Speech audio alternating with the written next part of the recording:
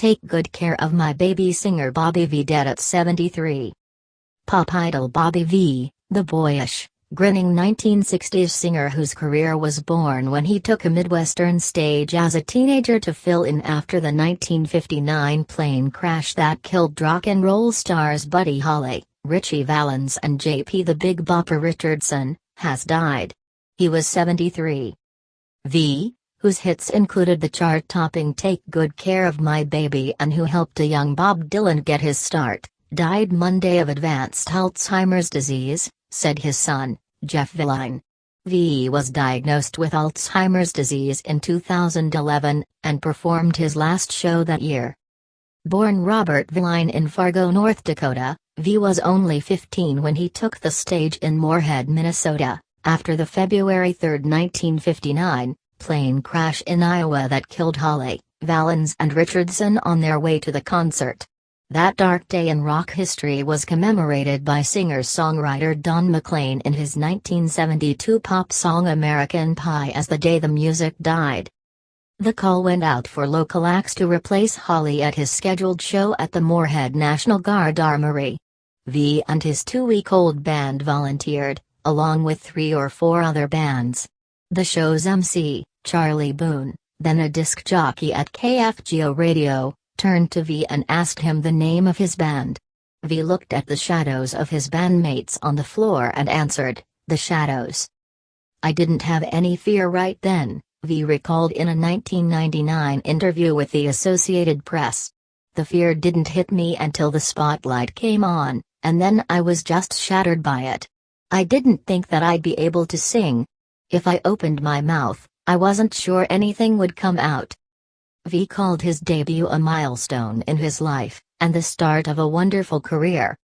Within months the young singer and the Shadows, which included his older brother Bill on lead guitar, recorded V's Susie Baby for Soma Records in Minneapolis. It was a regional hit, and V soon signed with Liberty Records. He went on to record 38 top 100 hits from 1959 to 1970, hitting the top of the charts in 1961 with the Carole King Jerry Goffin song, Take Care Good of My Baby, and reaching number 2 with the follow-up, Run to Him. Other V hits include Rubber Ball, The Night Has a Thousand Eyes, Devil or Angel, Come Back When You Grow Up, Please Don't Ask About Barbara and Punish Her. Besides his clear, ringing voice, V also was a skilled rhythm guitarist and occasional songwriter. He racked up 6 gold singles, but saw his hits diminish with the British invasion of the Beatles and other English groups in the mid-1960s. V kept recording into the 2000s, and maintained a steady touring schedule. But he began having trouble remembering lyrics during performances, and he was diagnosed with Alzheimer's disease in 2011. He performed his last show that year, billed only as his retirement, during an annual community fundraiser that his family holds near their home in St. Joseph, Minnesota, about 65 miles northwest of Minneapolis. But he didn't announce his diagnosis until a year later on his website. In a 2013 interview with the Associated Press, V said he knew his abilities were diminishing and he didn't want to put his family through a public decline. "It's not getting any better, I can tell you that," V said. "But I'm doing the best I can."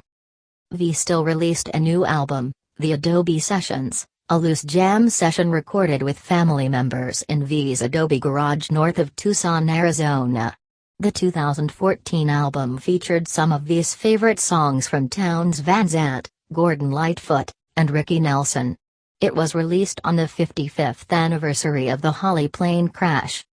The album also included V's cover of Bob Dylan's The Man in Me, a nod to the folk rock legend who got his start in V's band in Fargo. Dylan grew up in Hibbing, a town on northern Minnesota's Iron Range, and briefly played with V's band. Although their time playing together was short, Dylan had a lasting effect on V's career. It was Dylan who suggested V, going by the name Ilstongun when he hammered on the piano at a couple of the Shadows gigs, change his last name from Velline to V. V and his wife, Karen, were married for more than 50 years. She died of kidney failure in 2015 at age 71. The couple had 4 children, including sons who performed with V.